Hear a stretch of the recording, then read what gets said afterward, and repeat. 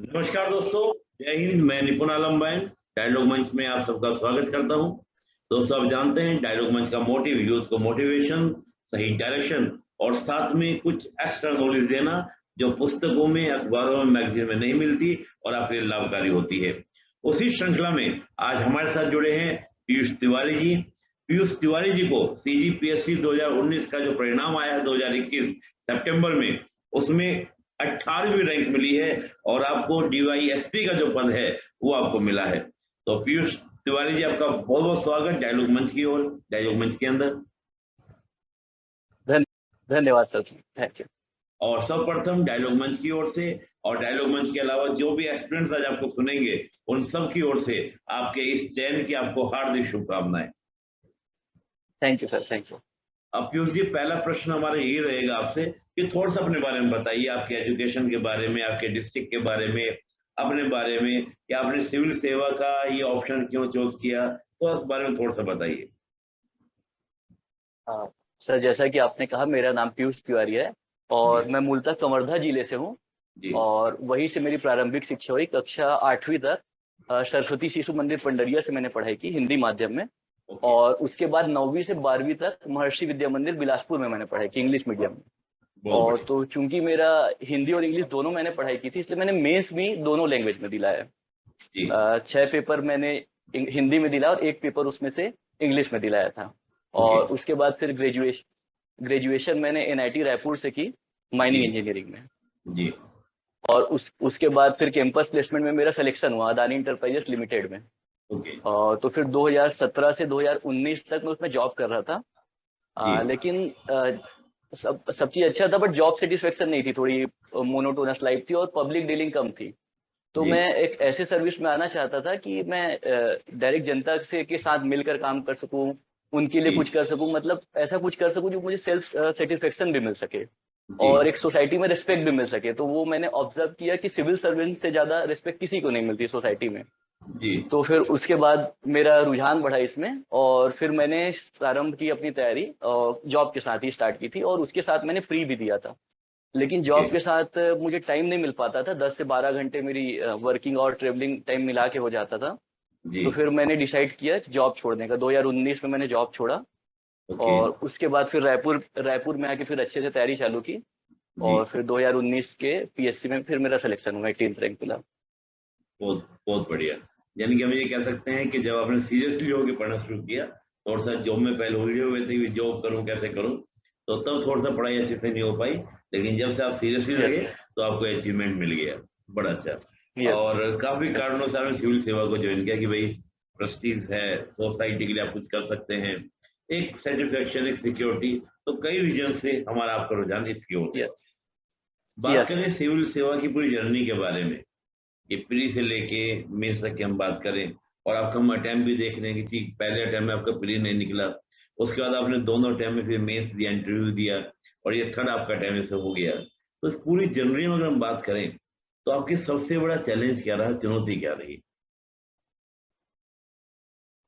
जो पहले का जो मैंने प्री दिया था वो तो जॉब के साथ, तो उसकी चुनौती वही थी कि मुझे टाइम नहीं मिल पाता था, मतलब महीनों तक ऐसा होता है कि मैं बुक भी नहीं देख पाता था। और फिर सीरियसली तैयारी मैंने अगस्त 2019 से चालू किया, मतलब अगस्त में जॉब छोड़ा और सितंबर से चालू किया। और स्टार्टिंग में मैं दोनों की एक साथ तैयारी चालू किया, मतलब प्री और मेंस दोनों की क्लास करता था और दोनों का करता था। तो उसके बाद नवंबर दिसंबर से मैं डेडिकेटेड उसकी तैयारी चालू कर दी। और प्री की, सिर्फ डेडिकेटेड प्री की, फिर क्लियर हो गया, प्री मेरा क्लियर हो गया।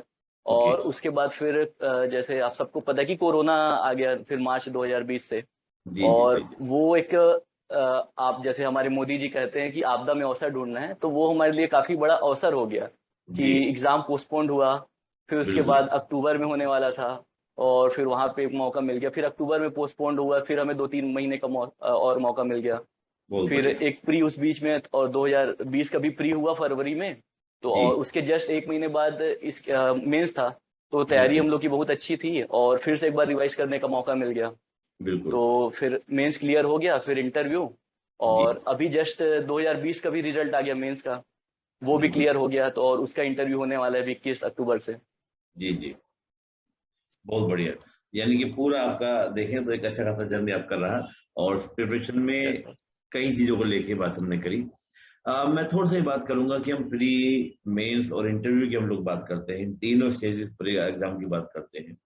तो प्री को लेकर आपकी स्ट्रेटजी क्या थी, आपके सोर्सेज क्या थे, इसका थोड़ा सा बताइए प्री के बारे में।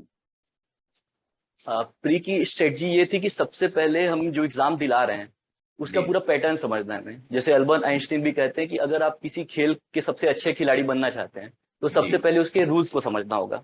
तो वैसे ही अगर हम इसको खेल की तरह देखें तो हमें पूरा इसका रूल समझने के लिए सबसे पहले सिलेबस देखना पड़ेगा। सिलेबस के बाद प्रीवियस ईयर क्वेश्चंस देखना पड़ेगा। तो हमें पिछले 7 से 8 साल के पूरे क्वेश्चंस को सॉल्व करने हैं, एक बार नहीं 2 बार, जितने बार करें। हमको कोशिश ये करना है कि आंसर तो ठीक है बाद में पता ही चल जाएगा, हमको क्वेश्चंस याद करने हैं और क्वेश्चंस इस तरह से सॉल्व करने हैं कि अगर अभी ये क्वेश्चंस आए थे तो आगे और क्या क्वेश्चंस आ सकते हैं।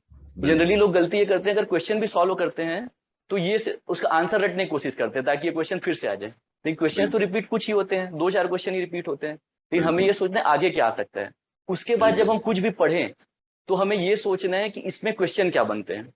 हमें हर चीज क्वेश्चन के हिसाब से सोचना है। जैसे हम अगर छत्तीसगढ़ के गवर्नर का एक लिस्ट देख रहे हैं तो हमें उसी टाइम पे ये सोचना है कि इससे क्या क्या क्वेश्चन आ सकते हैं। तो अगर हम देखें कि फर्स्ट गवर्नर कौन था, लास्ट गवर्नर कौन था, सबसे ज्यादा टाइम कौन था, सबसे कम कौन था, फिर उसका सीक्वेंस पूछ सकता है, फिर ये पूछ सकता है इससे पहले गवर्नर क्या थे। मतलब हमें उसी टाइम पे सोचना है कि क्या क्या क्वेश्चन हो सकते हैं। और अगर हम ये एटीट्यूड समझ गए तो उसके बाद हम क्वेश्चन सॉल्व भी नहीं करते हैं ना, तो वो चीजें अपने आप होते जाएंगी। और यही चीज मेंस में भी करना है। मतलब हम कुछ भी पढ़ रहे हैं क्वेश्चन के हिसाब से पढ़ना है। अगर हम कुछ भी पढ़ रहे हैं और ये समझ नहीं पा रहे हैं कि ये इससे क्या क्वेश्चन आ रहा है तो फिर वहीं पे दिक्कत होने लगती है। तो ये की स्ट्रेटजी थी। और ये कि डेली पढ़ना था करीब 8 से 10 घंटे और कंसिस्टेंसी थी। मतलब कोई भी ब्रेक नहीं, संडे किसी भी दिन कोई फेस्टिवल नहीं, कुछ नहीं। 8 से 10 घंटे डेली पढ़ाई थी जनवरी तक। और जस्ट 15 दिन और 1 महीने पहले उसको हम बढ़ा सकते हैं, उसको धीरे धीरे करके 12 से 14 घंटे तक उसको ले जा सकते हैं। बहुत बड़े, बहुत बड़े। यानी कि हम लोग बात करेंगे सिलेबस आपका अच्छे से होना चाहिए, उसका अच्छे से तैयार करें, टॉपिक को स्टडी करें तो आप इजीली इसको क्या कर सकते हैं, ब्रेक कर सकते हैं। और सबसे बड़ी बात है कि प्रीवियस ईयर के पेपर जरूर देखिए, उससे आपको आइडिया होता है क्वेश्चन कैसे आते हैं। और टॉपिक पढ़ते समय क्वेश्चन को भी, ये क्वेश्चन अगर आया है तो इससे रिलेटेड और कौन कौन से क्वेश्चन आ सकते हैं उसको भी थोड़ा सा प्रिपेयर करें और अपने एग्जाम्पल के साथ बताया। ये बड़ी अच्छी बात थी। मैं थोड़ा सा पीयूष जी बात और बात करना चाहूंगा कि अगर हम बात करते हैं सोर्सेज की, स्रोत की, कि आपके प्री में क्या सोर्सेज थे, मेंस में क्या सोर्सेज थे, तो थोड़ा सोर्स के बारे में बताइए कि आपके सोर्सेज क्या क्या रहे, बुक्स क्या रही, मैगजीन क्या रही, जो भी आपको थोड़ा सा बताइए, क्योंकि एक्सपीरियंस काफी प्रश्न को लेकर करते हैं कि भाई क्या सोर्स रहे। Yes sir. तो मैं पटेल ट्यूटोरियल रायपुर से कोचिंग कर रहा था और वहाँ की जो डेली क्लासेस होती थी उसको मैं फॉलो करता था। उसको डेली उसी के उसी दिन रिवाइज करता था। मतलब एक भी दिन डिले नहीं होता था। उसके बाद उसको हर हफ्ते फिर से रिवाइज करता था। हाँ, तो सबसे पहले तो ये मैं जो भी क्लास करता था उसे उसी के उसी दिन रिवाइज करता था। क्योंकि अगर हम सिलेबस बहुत बड़ा है, डेली हम लोग नई नई चीजें पढ़ते हैं, अगर हम उसे एक भी दिन डिले करते हैं तो कुछ भी याद नहीं रह जाती। तो ये सबसे बेसिक है कि हम जो पढ़ते हैं उसको उसी दिन रिवाइज करना है। तो उसके संडे जब छुट्टी होती है तो हमको, वो छुट्टी नहीं होती एक्चुअल में, हमको एक्स्ट्रा पढ़ना होता है। जो हम पहले 6 दिन पढ़े होते हैं उसको फिर से रिवाइज करना होता है और ऐसे इसको रेगुलर रिवाइज करना होता है। तो ये क्लासेस की चीजें मैं करता था।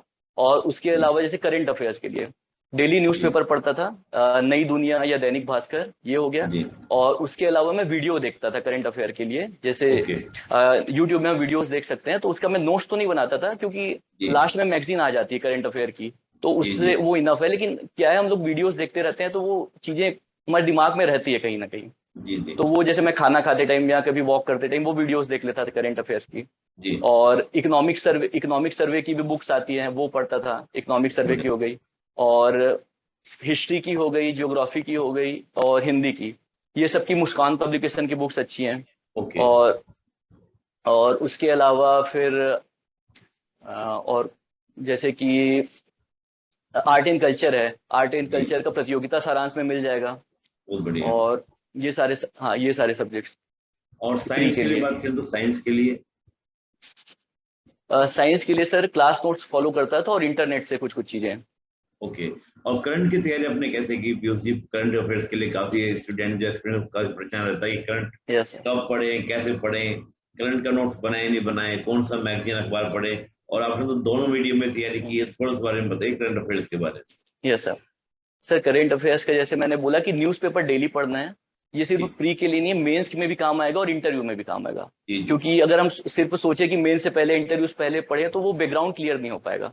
तो हमको तीनों को साथ लेके चलना है, प्री मेंस इंटरव्यू। तो न्यूज़पेपर हमें डेली पढ़ना है, और उसके अलावा यूट्यूब में आजकल बहुत अच्छे वीडियोस अवेलेबल होते हैं, वीकली आते हैं जो, या 15 दिन में एक बार, वो वीडियोस में रेगुलर देखता था।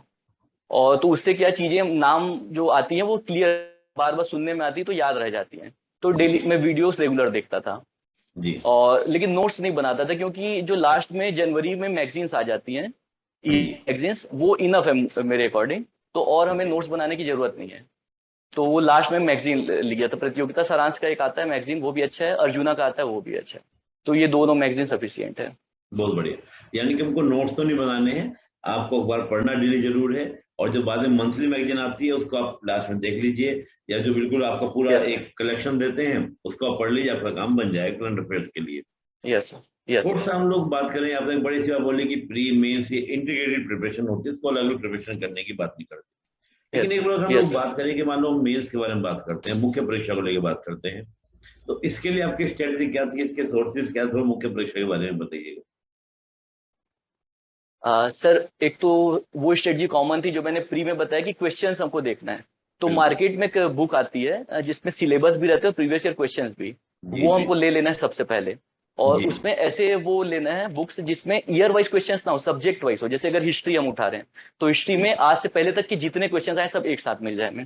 तो वो हमें पढ़ना है। जब भी हम कुछ भी पढ़ना चालू करें तो सबसे पहले हमें सिलेबस फिर से देखना है और क्वेश्चन फिर से देखना है। और उसके बाद हम जो भी पढ़ रहे हैं तो उसमें ये सोचना है कि क्वेश्चंस क्या क्या इससे मेंस में क्वेश्चन बन सकते हैं। उसके बाद हमें तुरंत उसी टाइम पे सोचना है कि 30 मार्क्स अगर 30 वर्ड्स में आए या 60 वर्ड्स में या 100 में, तो हम उसमें क्या क्या लिखेंगे। अगर उसी में हम लोग अगर 150 में आ गए तो क्या चीज जोड़ेंगे, और अगर कम में आता है तो क्या चीज घटाना है, हम उसी टाइम पे सोचना है। क्योंकि अगर हर चीज को हम लिख तो नहीं सकते हैं, तो हम अगर उस टाइम सोचते भी हैं तो बहुत सारी प्रिपरेशन हो जाती है। उसके बाद टेस्ट सीरीज हमको दिलाना है, प्री में भी मेंस में भी ये मस्ट है, टेस्ट सीरीज हमें दिलाना ही है। और वो अच्छी जगह से दिलाना है, क्योंकि हम गलत क्वेश्चन की तैयारी करते रहेंगे तो फिर तैयारी अच्छे से हो नहीं पाएगी।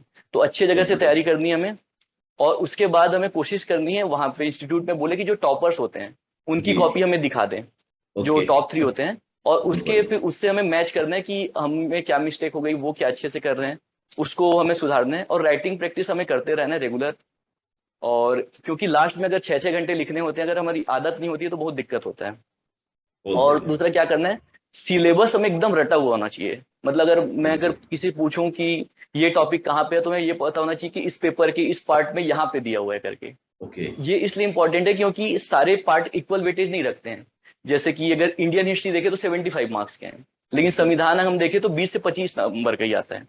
तो हमें उसकी तैयारी उसी के अकॉर्डिंग करना है। हम जब भी पढ़ते हैं हमें ये चीज याद होनी चाहिए कि इतने मार्क्स का है, हमको इतना ही वेटेज देना है। जैसे संविधान प्री में बहुत ज्यादा वैल्यू का होता है, लेकिन मेंस में बहुत कम का होता है, तो उसमें बहुत कम वो वेटेज देना है। तो ये चीजें हमें याद होनी चाहिए। उसके बाद जब हम कुछ भी न्यूज़पेपर देखते हैं तो ये सिलेबस काम आता है कि ये चीजें हमारी इसमें काम आ जाएगा सर। और जैसे हम कुछ भी योजना देखते हैं गवर्नमेंट के, जैसे एग्जांपल मैं दे रहा हूँ, गवर्नमेंट की एक पेज में अगर एडवर्टीजमेंट आती है कि आदिवासियों के लिए गवर्नमेंट ने क्या किया, तो हमको उस टाइम पे वो नजर आ जाएगा कि इससे क्या क्वेश्चन बन सकता है। पहला कि ऐसे में अगर आदिवासी संबंधित कुछ योजनाएं, तो गवर्नमेंट के प्रयास में सारी चीजें हम लिख सकते हैं, ये हमें डायरेक्ट मिल गई। फिर अगर वो जीएस में आता है कि आदिवासियों के लिए सरकार क्या करी, हम वहां भी लिख सकते हैं। और वही चीज हम प्री में भी सोच सकते हैं कि ये योजना कब स्टार्ट हुई, ये योजना कब, मतलब सारी चीजें हमें तब पता चलेगी जब हम प्रीवियस ईयर क्वेश्चंस किए होंगे। तो ये चीज हो गई। और उसके अलावा फिर बुक्स में जैसे पेपर वन में हिंदी और छत्तीसगढ़ी के लिए मुस्कान पब्लिकेशन की बुक्स अच्छी हैं, और विनय कुमार पाठक की बुक्स अच्छी हैं। विनय कुमार पाठक की बुक से सर डायरेक्ट क्वेश्चन फंसता है, और तो वो बहुत अच्छी है। और लूसेंट पढ़ सकते हैं इंग्लिश के लिए। और हाँ, जो बिगनर्स है उनके लिए अच्छा है। और पेपर 2 के लिए डेली न्यूज़पेपर पढ़ना है। और उसके अलावा दृष्टि आईएएस के मैं वीडियोस देखता था यूट्यूब में। तो वो वीडियो सर डेली अपडेट के लिए वो सब अच्छे रहते हैं। उसमें उसी फॉर्मेट, और उसके वेबसाइट भी फॉलो कर सकते हैं। तो उसमें बहुत इंटरव्यू के हिसाब से, मतलब ऐसे के लिए बताते हैं पूरा, कि उसमें एग्जैक्ट उसी फॉर्मेट में रहता है कि ऐसे में कोई प्रॉब्लम है तो क्या प्रॉब्लम है, क्यों हुआ, उसके सॉल्यूशन क्या हो सकते हैं। तो वो बहुत हेल्पफुल था। और पेपर 3 के लिए तीनों पार्ट के लिए मैंने उससे प्रतियोगिता सारांश से पढ़ा था। और पेपर 4 साइंस है, ये मैंने इंग्लिश में दिया था। ये सीजी बोर्ड की ओल्ड बुक्स हो जो आती है उसकी फोटो कॉपी मिल जाएगी। तो ये इस बुक से मैंने पढ़ा था पेपर 4 के लिए। पेपर 5 के लिए इकोनॉमिक्स सर्वे पढ़ना पड़ेगा इकोनॉमिक्स के लिए, और दिल्ली आईएएस की भी बुक्स आती हैं। ज्योग्राफी के लिए भी दिल्ली आईएएस की सफिशियंट है। और सीजी ज्योग्राफी के लिए प्रतियोगिता सारांश की बुक अच्छी है। और पेपर 6 है जो सोशियोलॉजी और फिलोसफी के लिए पटेल ट्यूटोरियल की नोट्स मार्केट में मिल सकती है, वो हम लोग यूज कर सकते हैं जी। और जो छत्तीसगढ़ का आर्ट एंड कल्चर है वो अर्जुना की बुक अच्छी है, और उसके लिए हम लोग छत्तीसगढ़ की हिंदी ग्रंथ अकेडमी की भी बुक यूज कर सकते हैं। और पेपर 7 एकदम नया है तो उसकी बुक्स मार्केट में उतनी अवेलेबल नहीं है, तो उसका मैंने इंटरनेट से नोट्स बनाया था जी। तो जैसा आपने बड़ा इंटरेस्टिंग बोला कि पेपर 7 पे हम बात कर लें कि बिल्कुल नया है, तो आपने इंटरनेट से नोट्स बनाया था, थोड़ा इसको डिटेल से बताइए क्योंकि ये सभी के लिए नया है। तो इंटरनेट से आपने कैसे, इंटरनेट पे तो बहुत कुछ पड़ा हुआ है, उसमें क्या निकालना है क्या छोड़ना है, ये एक बड़ा चैलेंज होता है, तो आपने इसको कैसे किया, थोड़ा इस बारे में बताइए। यस सर, जैसे कि पार्ट 1 में एक्ट है, जो इंडियन एक्ट है, तो उसका एक्ट तो दिया हुआ, उसका मैं बेयर एक्ट डाउनलोड करता था, और बेयर एक्ट में और उसके अलावा प्रीवियस ईयर क्वेश्चंस देखा था। तो प्रीवियस ईयर क्वेश्चंस तो हम लोग एक ही साल का था, क्योंकि अभी 2-3 साल ही हुआ इसके स्टार्ट हुए। और उसके अलावा उससे पहले मैं क्या किया कि एमपीपीएससी में सेम सिलेबस है। और वहां पे ये पेपर 7 का एग्जाम पिछले 4-5 साल से हो गया है।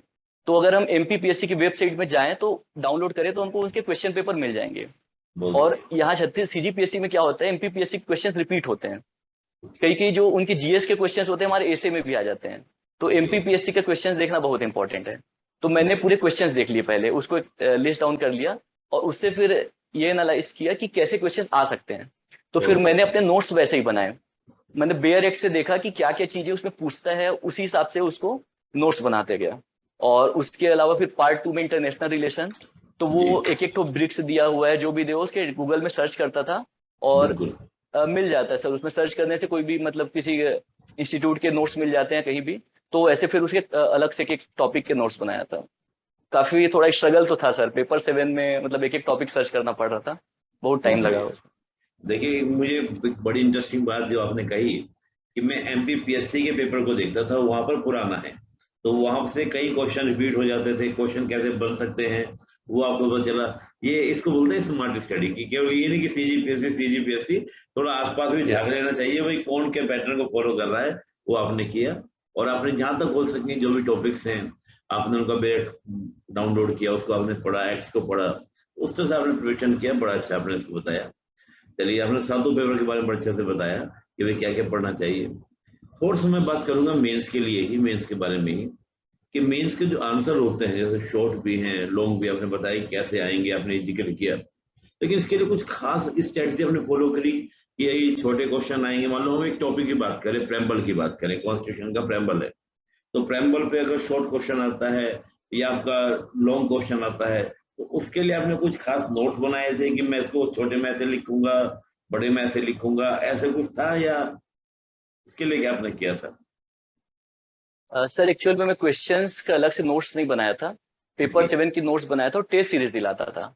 टेस्ट सीरीज में करीब 2-3 टेस्ट सीरीज दिलाया हुआ हूँ, तो उसके फिर आंसर्स मेरे पास थे, उसमें जो क्वेश्चन जिस हिसाब से आते हैं उसके मैंने बनाए थे। और सीजीपीएससी में पॉइंट वाइज लिखने से सर ज्यादा मार्क्स मिलते हैं।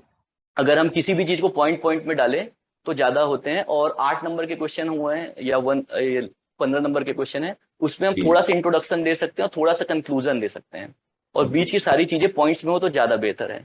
लेकिन हर चीज तो पॉइंट्स में आ नहीं सकती, अगर कुछ एनालाइज करना है हमें, कुछ अपना ओपिनियन बेस्ड होना है, तो ये सब तो पैराग्राफ में होते हैं। बाकी मोस्टली जो फैक्ट बेस्ड है वो पॉइंट्स में होते हैं। और अगर टाइम मैनेजमेंट का अगर हम देखें तो मैंने क्या किया था, 3 पार्ट होता है हमारे किसी भी पेपर में। 2 पार्ट होता है 75 का, पार्ट 1 और पार्ट 3, और पार्ट 2 होता है 50 मार्क्स का। तो मैंने 3 आवर्स में डिवाइड किया हुआ था कि पहले आवर में मुझे 75 मार्क्स करना है, और सेकेंड आवर में 75 मार्क्स करना है, और थर्ड आवर में 50 मार्क्स करना है। तो इससे क्या होता था, अगर मैं 2 घंटे के अपने टारगेट से थोड़ा डिले भी हो जाता था 10 मिनट, तो फिर भी मेरे पास 50 मिनट बचा होता था 50 मार्क्स के लिए। तो इसलिए मैं स्लो, मतलब मेरी राइटिंग बहुत फास्ट नहीं है, लेकिन ये स्ट्रेटजी जो था मैं कि 150 नंबर का पहले 2 घंटे में कंप्लीट करना है, इस वजह से मेरे कभी टाइम मैनेजमेंट का इशू नहीं हुआ मुझे। Okay okay okay. देखिए बड़ा शानदार कि भाई इन्होंने साफ बोला कि मैंने नोट्स नहीं बनाए थे, केवल पेपर 7 के नोट्स बनाए थे जो नया था। बाकी मैंने टेस्ट सीरीज दी और टेस्ट सीरीज के जो आंसर लिखे हुए थे वही मेरे लिए पर्याप्त थे, बहुत अच्छा। और सही बात है दोस्तों, जब हम लोग प्रैक्टिस कर लेते हैं तो फिर से इशू नहीं होता क्या करना है क्या नहीं करना है। और आखिर में हम एक प्रश्न और मैं आपसे करना चाहूंगा कि उसी जैसे हम लोग आंसर लिखते भी हैं मेंस के अंदर, तो कई बार स्टूडेंट्स पूछते हैं उसमें फ्लो चार्ट का प्रयोग करें नहीं करें, बार डायग्राम का यूज करें नहीं करें। आपने ऐसा किया या नहीं, उस हाँ बारे में?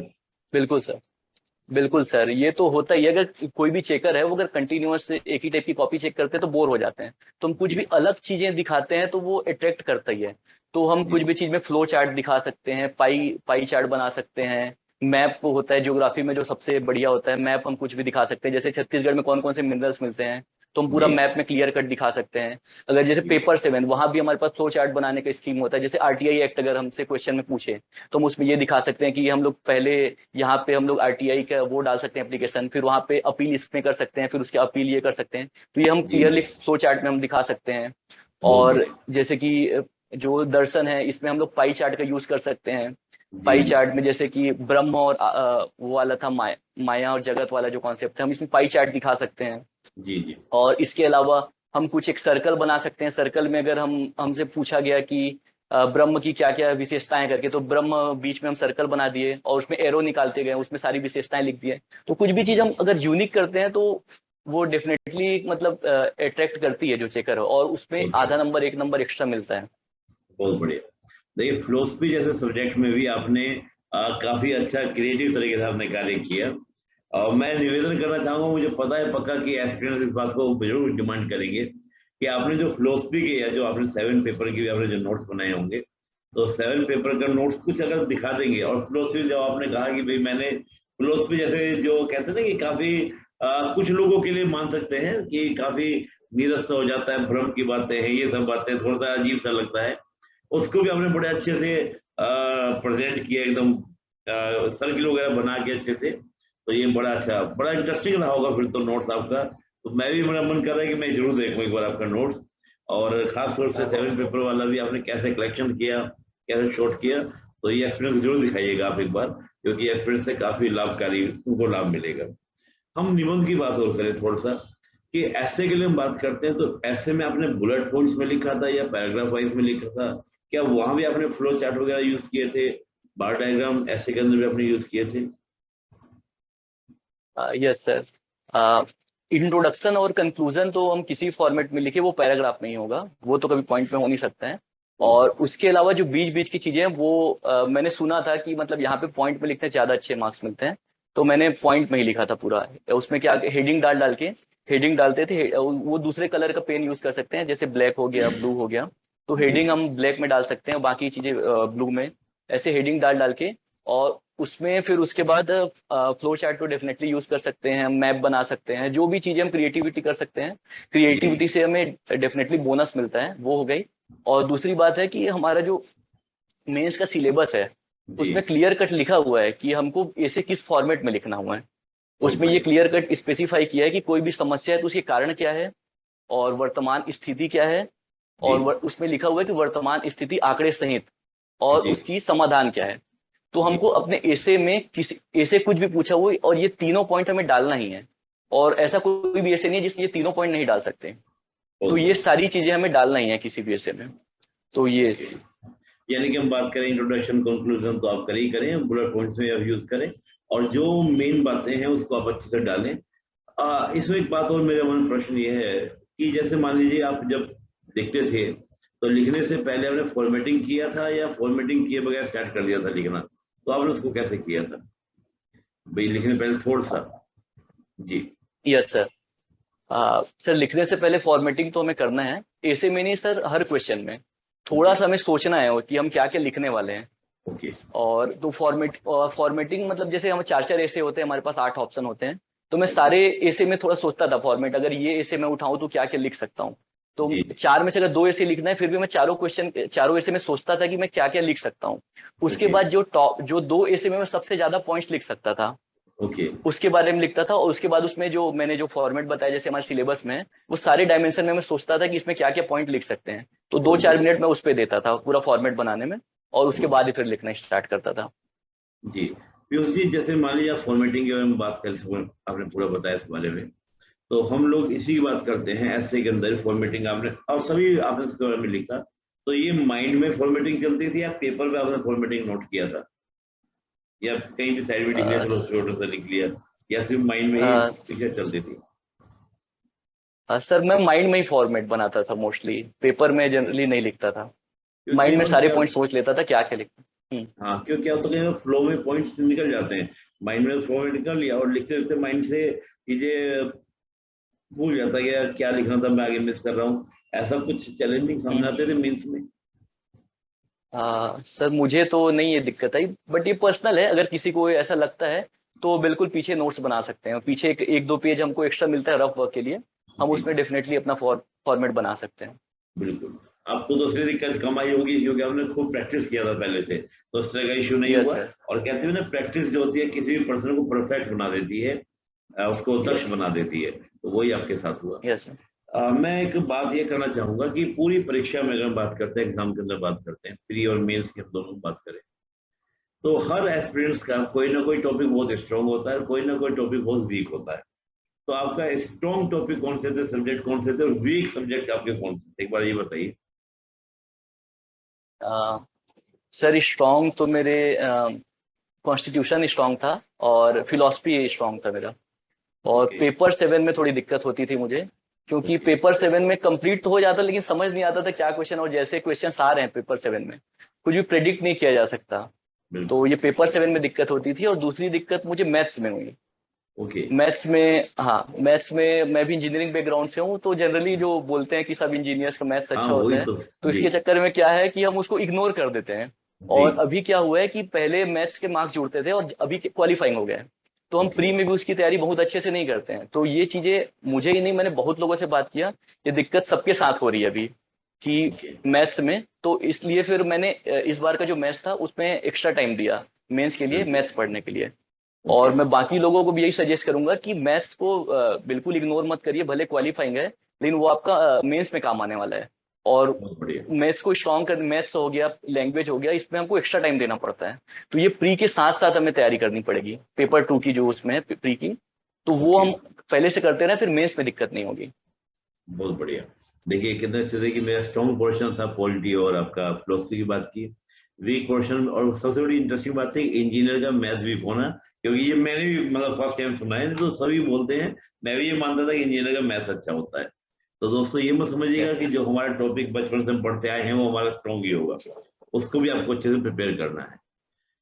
पीयूष जी हम थोड़ा और आगे बढ़ते हैं, इंटरव्यू के बारे में बात करते हैं, साक्षात्कार के बारे में बात करते हैं। Yes sir. आपने दो साक्षात्कार दिए, तो आपको क्या फील होता है कि जो बोर्ड है वो एक, जो सामने बैठा एस्पिरेंट है, उनके लिए तो फ्यूचर का अधिकारी है, हम उसको अपना आपको एक एज ए स्टूडेंट पेश करते हैं, लेकिन उनके दिमाग में क्या रहता है, क्या जानना चाहते हैं, क्या देखना चाहते हैं, आपको क्या फील हुआ थोड़ा, क्योंकि आपका भी एक अनुभव हो चुका है 2 बार, तो थोड़ा सा और बताइए कि आपको साक्षात्कार के बारे में क्या कहेंगे आप? जी। सर इंटरव्यू का एक्सपीरियंस तो बहुत अच्छा रहा, और ये मैंने पर्सनली फील किया, और बाकी जो इंटरव्यू दिया है तो उन्होंने बताया कि जो हम मॉक इंटरव्यू दिलाते हैं और जी। रियल इंटरव्यू दिलाते हैं तो उसमें काफी डिफरेंस होता है, और जी। वो बल्कि काफी आसान होता है जो रियल इंटरव्यू होता है, क्योंकि ओके। वहाँ जो बोर्ड मेंबर्स होते हैं वो हमें एकदम कंफर्टेबल फील कराते हैं। ओके। अगर मैंने सुना भी है कि अगर किसी को कुछ झिझक होती है, कुछ होता है, तो वो एकदम पहले काम फील कराते हैं और बहुत अच्छे से बात करते हैं, तो खैर मुझे ये दिक्कत तो नहीं हुई थी। जी। और जो सबसे इम्पोर्टेंट जो होती है वो कॉन्फिडेंस चेक करते हैं हमारे में। बहुत अगर, बढ़िया। और ऑनेस्टी देखते हैं कि अगर हमें कुछ चीज नहीं भी पता है तो हमें उसको ऑनेस्टली एक्सेप्ट करना है, क्योंकि कुछ चीजें सही बताने से भी कहीं ज्यादा इंपॉर्टेंट होती है कि ये एक्सेप्ट करना कि हमें वो चीज नहीं पता है। जी। तो ये चीज देखते हैं, और ये देखते हैं कि हम क्यों आना चाहते हैं सिविल सर्विसेज में, ये एकदम बेसिक क्वेश्चन पूछते ही हैं। जी। ये मुझसे पूछा गया। और उसके बाद फिर बायोडाटा सबसे ज्यादा क्वेश्चन होता है। ओके। तो मेरा बायोडाटा था, जैसे कि मैं एनआईटी से हूँ, फिर माइनिंग इंजीनियरिंग, तो छत्तीसगढ़ एक मिनरल रिच स्टेट है, तो पूरा माइनिंग से रिलेटेड बहुत ज्यादा क्वेश्चन हुए मेरे से कि छत्तीसगढ़ में कौन कौन से मिनरल्स मिलते हैं, आपके डिस्ट्रिक्ट में क्या मिलते हैं, फिर वहाँ पे क्या क्या चैलेंजेस हैं, और फिर आप उन चैलेंजेस को कैसे हैंडल करोगे, इससे रिलेटेड क्वेश्चंस थे। और हाँ, उसके अलावा फिर क्वेश्चंस था कि आप जैसे डिप्टी कलेक्टर बनते हो तो आपको जो चैलेंजेस होगी आप उसे कैसे हैंडल करोगे। फिर एसडीएम और एसडीओ में डिफरेंस पूछा गया। और मेरी हॉबीज रिलेटेड क्वेश्चंस थी, तो मोस्टली मेरे बायोडाटा से रिलेटेड ही क्वेश्चंस थे, और फैक्चुअल क्वेश्चंस बहुत कम हुए, और ओवरऑल इंटरव्यू ठीक किया। मार्क्स 105 मिला था मुझे। बहुत बढ़िया, बहुत बढ़िया। चलिए दोस्तों, देखिए कितने अच्छे से, देखो इंटरव्यू के बारे में बहुत अच्छी बात बोली कि वो हमारा कॉन्फिडेंस चेक करते हैं।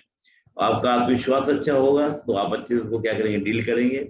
और एक बड़ी इंटरेस्टिंग बात बोली पीयूष जी ने कि मॉक जो हम देते हैं उससे इजी होता है, वो काफी कंफर्ट फील कराते हैं। तो बोर्ड को लेके घबराने की जरूरत नहीं है, एकदम कॉन्फिडेंस से जाइए तो आपको एकदम कंफर्ट फील कराएंगे और आप प्रश्न का उत्तर दीजिए। और जरूरी नहीं कि हर प्रश्न का उत्तर दे पाए। अब मैं एक बार और पीयूष जी से पूछ लेता हूँ, कुछ ऐसा भी हुआ था किसी प्रश्न का आप रिप्लाई ना कर पाए, उत्तर ना दे पाए, सॉरी बोलना पड़ा हो? हाँ, यस सर, हुआ था। जैसे मैं कवर्धा डिस्ट्रिक्ट से हूँ, और मुझसे क्वेश्चन पूछा गया था कि कवर्धा जिले में बैगा जनजाति मिलता है, तो बैगा जनजाति के बहुल जो ग्राम पंचायत है 5, उसका नाम बताना है। तो इसका आंसर मैं नहीं दे पाया था, तो इसलिए मैंने सिंपली बोला सॉरी सर, मुझे नहीं पता करके। और इसके अलावा भी एक क्वेश्चन था कि वन अधिकार पट्टा जो वितरण होता है जी, तो उसके क्या प्रोसीजर है, कैसे मिलता है, वो मैंने बता दिया था। उसके बाद फिर वो और डीप में जानना चाह रहे थे कि अगर आप एसडीएम बनते हैं तो फिर क्या क्या ग्राउंड लेवल से क्या प्रोसीजर है, तो ये हम तो पढ़ते नहीं है, तो इसका भी मैंने बोला सॉरी सर करके। बट वो और डिटेल में जानना चाह रहे थे, तो हमको हर बार सेम वर्ड भी नहीं बोलना है कि सॉरी सर करके, हमको अलग अलग चीजें बोलना है, जैसे कि सॉरी मैं भी रिकॉल नहीं कर पा रहा हूँ, या मुझे अब नहीं पता। तो पहली बार मैंने सॉरी बोला, फिर से और पूछे तो मैं बोला सॉरी सर, इसके बारे में और पढ़ लूंगा अच्छे से, ऐसा करके। बड़ा सुंदर। तो ये 2 क्वेश्चन थे जिसके आंसर मैं नहीं बता पाया। बिल्कुल। देखिए दोस्तों, क्या होता है कि सब कुछ हमको पता है जरूरी नहीं होता। आप उसको सॉरी बोलिए, लेकिन थोड़ा पोलाइटली होके पॉज लेके आप बोलिए तो उनको ज्यादा इश्यू नहीं होता है। और एक बड़ी सी बात बोली पीयूष जी ने कि हर बार सॉरी एकदम ये बस एक वर्ड याद कर लिया सॉरी, और तो उसके आगे पीछे जोड़ दीजिए तो उनको लगे कि हाँ बच्चा जेन्युइन बोल रहा है। एकदम सीधा सॉरी बोलेंगे तो लगेगा एकदम कॉपी, बस सोच कर आएगा, नहीं पता होगा एकदम तपाक से सॉरी बोलना है, ये हमें नहीं करना है। yes, और सिचुएशनल प्रश्न पूछे जाते हैं। अब जैसे बारी एसडीएम और एसडीओ के बारे में अंतर क्या होता है, दोनों में क्या डिफरेंसेस होते हैं, इस प्रकार के प्रश्न पूछे जाएं तो मैं ये कह सकता हूँ, हमेशा बोलता हूँ स्टूडेंट्स को, जो पीयूष जी ने हैंडल किया। चलिए, पीयूष जी ने कहा कि मैं पढ़ा नहीं हूँ, बिल्कुल सही बात है भाई, जिस बारे में उन्होंने पढ़ा नहीं है, अगर कोई सिचुएशनल बात आ जाए तो मैं हमेशा सबको बोलता हूँ कि भाई आप सिंपल बोल सकते हैं। डेमोक्रेटिक हम एक सेटअप में रहते हैं, तो मेरा जो भी कार्य हो डेमोक्रेटिक सेटअप में होगा और संविधान की जो मर्यादा है उनके अकॉर्डिंग होगा। और बाकी सर, मैं जब ट्रेनिंग पे जाऊंगा तो ट्रेनिंग में सब बताया जाएगा कि मेरे दायित्व क्या है, मेरे राइट्स क्या हैं, मैं उनका पूरा प्रयोग करूंगा, लेकिन सब कार्य जो भी करूंगा संवैधानिक मर्यादाओं में करूंगा। ये थोड़ा सा परफेक्ट आंसर हमारा हो सकता है। तो पीयूष जी ने इसी तरह से हैंडल किया, तो बड़ा अच्छा इंटरव्यू आपका रहा पीयूष जी। तो हम लोग प्री मेंस इंटरव्यू तीनों के बारे में आपसे बात की। अब मैं चुनौती तो हो गई, दूसरा आपकी वीकनेस भी हमने जान ली, आपके स्ट्रॉन्ग पॉइंट्स भी जान लिए। मैं एक बात और पूछना चाहूंगा, इस पूरी परीक्षा की प्रिपरेशन के दौरान, या हम वैसे बात करें, आपके लाइफ का संबल क्या है? मतलब हम कहें कि भाई पीयूष जी को ये चीज बड़ी प्रेरणा देती है, या इस चीज ने कभी पीयूष जी को टूटने नहीं दिया, हमेशा लड़ने के लिए प्रेरित किया। कोई पर्सनैलिटी भी हो सकती है आपके जीवन में, कोई ऐसी बात आपके जीवन में हो सकती है जिसने आपको हमेशा मोटिवेट रखा, तो कुछ बताएंगे उसके बारे में, उनके बारे में? Yes sir. सर, एक जैसे वेब सीरीज आई थी यूपीएससी एस्पिरेंट्स, तो उसमें ये बात बोलते हैं कि इंटरव्यू हमसे ये क्वेश्चन पूछते हैं कि आप सिविल सर्वेंट क्यों बनना चाहते हैं। तो ये हमको एक्चुअल में इंटरव्यू के लिए प्रिपेयर नहीं करना है, हमें वास्तव में ये जानना है कि हम अगर सच में इस लाइन में है तो क्यों है। और जिस दिन हमें ये पता चल जाता है कि हम सच में क्यों आना चाहते हैं, और कोई भी चीज हम जब लाइफ में करते हैं तो इसका एक कारण कभी नहीं होता है, मल्टीपल होते हैं, 5 से 6 कारण होते हैं। अगर हम सारी चीजें अच्छे से जानते हैं, उसके बाद फिर हमें समझ आता है कि जो चीजें सिविल सर्विसेज दे सकती है वो कोई भी चीज नहीं दे सकती है। और जब एक बार ये चीजें क्लियर हो जाती है, उसके बाद वो हमारे जहन में बस जाती है। हम जब सोते हैं, उठते हैं, खाते हैं कुछ भी, तो वो चीजें बार बार चलते रहती है। जैसे कि मैंने इंटरव्यू दिलाया, लेकिन वो मेरे अंदर मैं हजारों बार इंटरव्यू दिला चुका था कि जब मैं इंटरव्यू में जाऊंगा तो ऐसा होगा, उसके बाद ये होगा, मतलब वो चीजें मेरे दिमाग से जाती ही नहीं थी। तो अगर कोई कभी नेगेटिव बातें कभी बोलता भी था तो मैं हंस के टाल देता था। तो अगर हमारे क्लियर होता है कि हम क्यों बनना चाहते हैं जी, और बन के हम क्या करेंगे, हमारे क्या प्लान्स हैं, तो फिर हम कभी नेगेटिविटी नहीं आ सकती। लेकिन अगर हम ये सिर्फ इसको एक रोजगार का जरिया बना ले, बेरोजगारी दूर करने का माध्यम बना ले, लोग ज्वाइन कर रहे हैं तो हम भी कर ले सिविल सर्विसेज, तो फिर वो मोटिवेशन कभी नहीं आ पाएगी। और उसके बाद फिर ये लगेगा ये एग्जाम नहीं, कुछ और एग्जाम दिला लेता हूँ, फिर कुछ एग्जाम दिला लेता हूँ। तो मोटिवेशन सर हमें क्लियर होना चाहिए। बहुत बढ़िया। देखिए, सिंपल सी बात है कि आपका जो टारगेट है, उस टारगेट के प्रति समर्पण भाव आपका होना चाहिए। पीयूष जी ये कह रहे हैं आपको, और बिल्कुल उसके लिए पूरा मतलब मोटिवेट रहिए, और आपको बिल्कुल उसी पे रहना है कि मुझे फोकस करना है।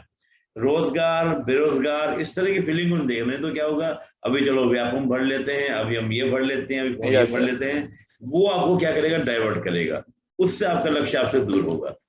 पीयूष जी बड़ा अच्छा आपने बोला। मैं एक बात बड़ी पूछना चाहूंगा, फ्रेशर के लिए जो भी तैयारी स्टार्ट कर रहे हैं उनके लिए, या जो 2-3 बार सफलता में उलझे हुए हैं, अभी सफलता का जो स्वाद है वो चख नहीं पा रहे हैं, दोनों तरह के स्टूडेंट्स के लिए आपका कोई खास मैसेज देना चाहेंगे? दोनों के लिए, फ्रेशर के लिए या जो अभी मझधार में हैं उनके लिए? Yes sir. सर जैसे बिगिनर है, तो बिगिनर में हम ये देखते हैं कि करीब 1 लाख लोग सीजीपीएससी दिलाते हैं। हम अपने आसपास जिधर देखते हैं कोई कोचिंग इंस्टीट्यूट में है तो वहाँ हजारों की भीड़ है। तो इससे लोग बहुत डर जाते हैं कि इतने लोग तैयारी कर रहे हैं, हमारा क्या होगा। और जो 200 पोस्ट है, तो अगर से हम सिंपल इसको मैथ्स में देखें तो 0.2% प्रोबेबिलिटी है, तो लोग डर जाते हैं इतनी कम प्रोबेबिलिटी, हमारा क्या हो। बट अगर इसको हम सोशल साइंस की दृष्टि से देखें तो 100% चांस है सर। और वो मैं बताता हूँ कैसे, कि अगर 1 लाख लोग दिला रहे हैं तो उसमें से मुश्किल से 50,000 लोग होते हैं जो सीरियस होते हैं, बाकी 50,000 तो बस ऐसी फॉर्म भर देते हैं। और उस 50,000 में से मुश्किल से 10,000 लोग कंसिस्टेंट रह पाते हैं जी। और उस 10,000 में भी 5,000 लोग ऐसे होते हैं जो कंसिस्टेंसी के साथ साथ स्मार्ट स्टडी करते हैं, और बाकी 5,000 तो पढ़ते हैं तो बट डायरेक्शन नहीं होता है। और उसमें से जो 1,500 होते हैं उसमें आत्मविश्वास होता है, वो तीनों को एक साथ लेके चलते हैं, प्री मेंस इंटरव्यू। तो अगर हम सारी स्ट्रेटजी एक साथ फॉलो करें तो इसमें 100% चांस है सर। अगर लक का इतना होता है कि मुश्किल से हम 1 साल से हमारी सफलता डिले हो सकती है, इस साल नहीं मिलेगी तो अगले साल मिल सकती है, बस लक का इतना ही रोल होता है। बाकी अगर हम स्मार्ट स्टडी करें, कंसिस्टेंसी रखें, तो 100% चांस है इसमें सिलेक्शन होने का। और जो सेलेक्ट एक बार में नहीं हो पाए, तो हमारे सामने बहुत सारे एग्जाम्पल हैं। जो अभी जैसे इस बार का जो टॉपर है नीरनिधि नंदेहा, उसका फर्स्ट अटेम्प्ट में प्री नहीं निकला था, लेकिन सेकेंड अटेम्प्ट में सीधा मेंस निकला, इंटरव्यू और फर्स्ट आ गया। तो जरूरी नहीं है कि प्री नहीं निकला तो नहीं निकलेगा। तो और बहुत सारे लोगों का मैंने देखा हुआ है कि प्री सबसे बड़ी बाधा है यहाँ पे। प्री निकलता है उसके सीधा वो पोस्ट ले लेते हैं। तो आप बिल्कुल ये मत सोचिए प्री नहीं निकला तो नहीं निकलेगा, आप कोशिश करते रहिए, बिल्कुल निकलेगा। और एक शायरी भी है कि हजारों आंधी आए, लाख तूफान आए, वो फूल खिल के रहेंगे जिन्हें खिलना होता है। तो बिल्कुल कोशिश करते रहिए, सफल होंगे आप। बहुत बढ़िया। देखिए, आंधी तूफान कुछ भी हो जाए, जिन्हें खिलना है वो खिल कर रहेंगे, आप बस डटे रहिए, स्मार्ट स्टडी कीजिए, और थोड़ा सा अपना वो क्या करना है, कॉन्टिन्यूसली कहना है कि लगातार एक मतलब आपको नियमबद्धता रहनी चाहिए। वो ये है ना, बिल्कुल रेगुलरिटी आपकी मेंटेन रहे, तो आपको बिल्कुल आपको परीक्षा सफलता मिलेगी। अंत में कुछ भी मैसेज आप सभी युवाओं के लिए, उनको एक एक्सपीरियंस दे। हालांकि आपने बड़ी प्यारी लाइन तो बोल दी है कि उनको एकदम मोटिवेट कर देगी पूरा, लेकिन कोई खास बात आप बोलना चाहें? और मैं निवेदन करूंगा सबकी ओर से कि अगर हमारी लैंग्वेज में, छत्तीसगढ़ी लैंग्वेज में वो हो जाए तो ज्यादा अच्छा रहेगा। कोई भी आपका खास मैसेज सभी युवाओं के लिए, चाहे वो सीजीपीएससी के हो या अदर्स हो, एक युवा का क्या मैसेज है? पीयूष तिवारी जो एक युवा है, उनका क्या मैसेज है सभी युवाओं के लिए? छत्तीसगढ़ी में जैसा आप कह रहे हैं, तो सभी संगवारी मतलब वो तरफ से ये हवा है कि जौन भी करना चाहता हो पहली डिसाइड कर लो, सोच लो अच्छा से कि वो चीज क्यों काबर करना चाहता हूँ। ये नहीं कि सब कर रहे थे तो मैं भी कर लूँ। तो पहली डिसाइड कर लो का करना चाहता हो, और उखर बाद जब एक बार डिसाइड कर लो, उखर बाद दोबारा नहीं सोचना है कि मैं सफल हो नहीं हो का हो है, बस भीड़ जाओ उखर बाद। और एक बार अगर भीड़ गए हो तो फिर उसे दुनिया की कोई भी ताकत आप लोग रोक नहीं सके। और उखर बात का है, जब हमन कोई सफल इंसान ला देखथन तो हमन ये लगते कि वो बचपन से ही सफल हो है, मतलब शुरू से वो इतना टैलेंटेड हुआ है, शुरू से सब चीज अच्छा हुआ है, लेकिन हर इंसान की शुरुआत एकदम समान होते हैं। एक बशीर बद्र का शेर भी है सर कि ये फूल कोई मुझे विरासत में मिले हैं, तुमने मेरे कांटों भरा बिस्तर नहीं देखा। तो हर इंसान की शुरुआत वहीं से होती है, हर इंसान वो स्ट्रगल का सामना करता है, लेकिन अगर आप स्ट्रगल का अच्छे से सामना कर लेते हैं, आप हिम्मत नहीं हारते हैं, उसके बाद आपकी सफलता से आपको कोई नहीं रोक सकता है। बहुत बढ़िया, बहुत बढ़िया। और बड़ा अच्छा आपने लाइन बोले कि हर कोई सफलता देखता है और सफलता के सक्सेस के उस चमक को देखता है, उसके पीछे जो पूरी एकदम जर्नी में जो कष्ट रहे हैं, जो संघर्ष रहा है, उसको हर कोई देख नहीं पाता है। बहुत बढ़िया, बहुत अच्छे। तो मुझे पूरा विश्वास है कि आज जो हमारा इंटरव्यू आपके साथ हुआ, ये काफी सारे युवाओं के लिए एक प्रेरणा का कार्य करेगा, उनको मोटिवेट करेगा और एक सही डायरेक्शन, स्मार्ट स्टडी पे जो आपने फोकस किया, वो भी उनको क्या सीखने को मिलेगी। आपका बहुत बहुत धन्यवाद पीयूष जी। सभी डायलॉग मंच की ओर से भी और सभी एस्पिरेंट्स की ओर से भी आपको आपके उज्जवल भविष्य की बहुत बहुत शुभकामनाएं। बहुत बहुत धन्यवाद। जय हिंद। धन्यवाद सर, धन्यवाद, बहुत बहुत धन्यवाद।